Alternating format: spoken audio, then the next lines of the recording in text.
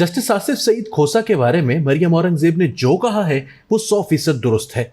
जब Panama leaks वाला case लगा था तो पहले चीफ जस्टिस ने इसे रद्द कर दिया था।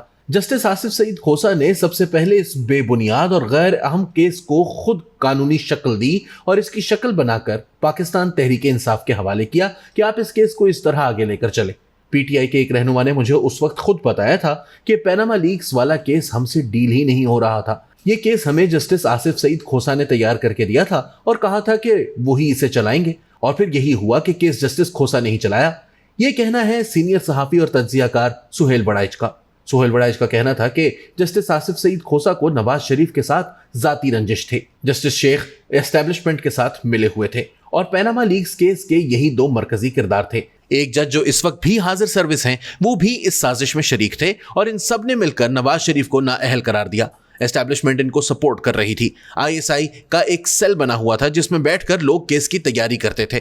ज्वाइंट इन्वेस्टिगेशन टीम में 2 ब्रिगेडियर्स शामिल थे।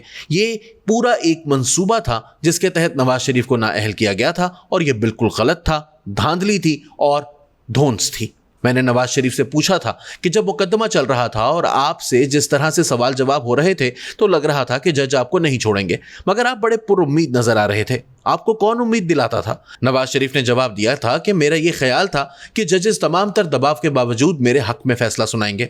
मैंने यही सवाल नवाज शरीफ के वकील सलमान असलम भट्ट से पूछा कि सारे पाकिस्तान को नजर आ रहा था कि आप केस हार रहे हैं, मगर आप मुतमईन थे। आपको किस बात पर खुशफहमी थी?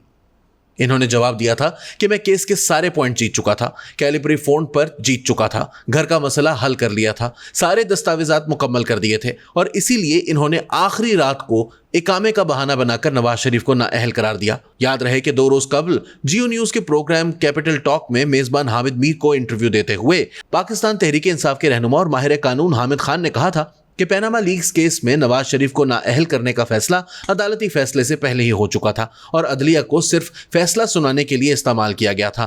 नवाज शरीफ समझते थे कि वो अदलिया को हैंडल कर लेंगे, मगर इन्हें बाद में एहसास हुआ कि ऐसा नहीं हो सकेगा क्योंकि मामलात इनके हाथ से निकल चुके थे और इन्हें नाअहल करने का फैसला कहीं और हो चुका था।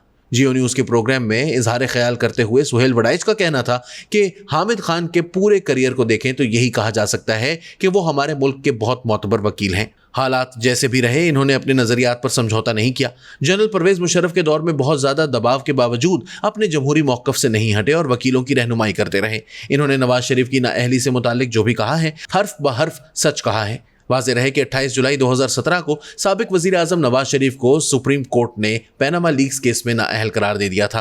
पैनामा लीक्स में नवाज शरीफ के खिलाफ जारी मुकदमे में सुप्रीम कोर्ट के 5 रुकनी बेंच की जानिब से यह फैसला सुनाया गया था।